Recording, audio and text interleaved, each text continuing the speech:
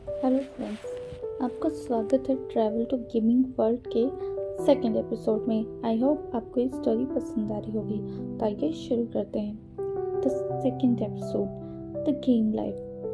पिछले एपिसोड में हमने जाना था कि कहानी की हीरोइन नैन्सी के बारे में जानते हैं, जो अपनी रियल लाइफ से बिल्कुल भी सेटिस्फाइड नहीं है और हर समय गेम खेलती रहती है जिसमें वो क्वीन बनना चाहती है। अब आगे जल्द ही नैन्सी उस लेवल पर आ जाती है जो कि मेड वाला लेवल था। वो मेड क्वीन की छोटी बहन थी जिसे किंग ज़रा भी पसंद नहीं करता था और अक्सर उसे परेशान करता था। नैन्सी गेम खेलते हुए कहती, I just hate this made. जल्दी से ये लेवल पूरा हो और मैं क्वीन बन जाऊँ। पर तभी उसके सर में बहुत तेज दर्द होता है और उसका पीसी ज़मीन पर गिर जाता है और उसके अंदर से एक लाइट निकलती है जो उसे गेम के अंदर खींच लेती है। मुझे कुछ समझ नहीं आता है कि उसके साथ एग्जैक्टली हुआ क्या था, पर वो समझ गई थी कि वो मर रही है।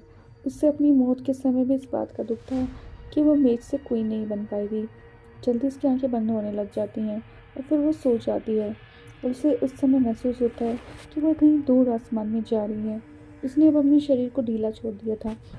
वो गहरी नींद में सो गई थी। तभी किसी ने उसके मुंह पे पानी मारा। वो एक झटके में उठ गई। उसने गुस्से से अपने दांत पे कहा, ये मैनेजर तो मुझे सोने भी नहीं देता। वो अपनी आंखें मसल कर उस इंसान की तरफ देखती है तो अपने सामने अपने टकलू मैनेजर को नहीं बल्कि एक सुंदर लड़की को पाती है जिसने बहुत महंगे ब्रांड के कपड़े पहने हुए थे। वो एक अलग ही जगह भी थी। नैन्सी ने हैरान होकर कहा, तुम कौन हो और मैं कहाँ हूँ? तब वो लड़की चिढ़कर कहती है, ए रूही, तू पागल हो गई है क्या? मैंने तुझे इतनी जोर से भी नहीं मारा कि तू अपनी याददाश्त भूल जाए। ये सुनकर नैन्सी हैरान होकर बोलती है, रूही, हु इज रूही? और किस माई के लाल में इतनी हिम्मत है कि वो मुझे मारे?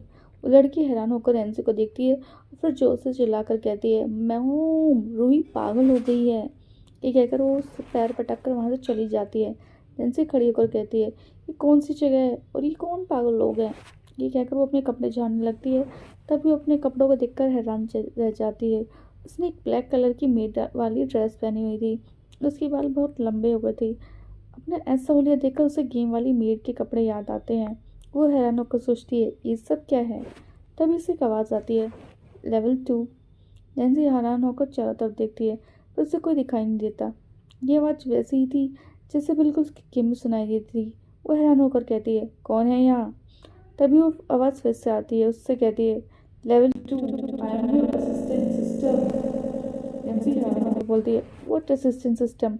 मैं क्या कोई गेम में हूँ? तब वो आवाज़ फिर से आती है, yes Nancy, this is a game. Nancy अपने बाल खींच लेती है, कहती है, ये क्या बकवास है? असिस्टेंट कहता है, ये कोई बकवास नहीं, यही सच है।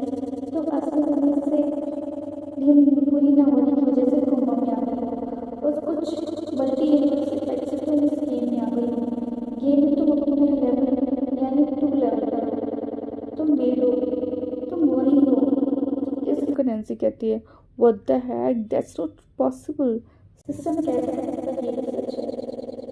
तब नैन्सी घबरा जाती है, यू असिस्टेंट टेल मी, मैं यहाँ से कैसे बाहर निकलूँ?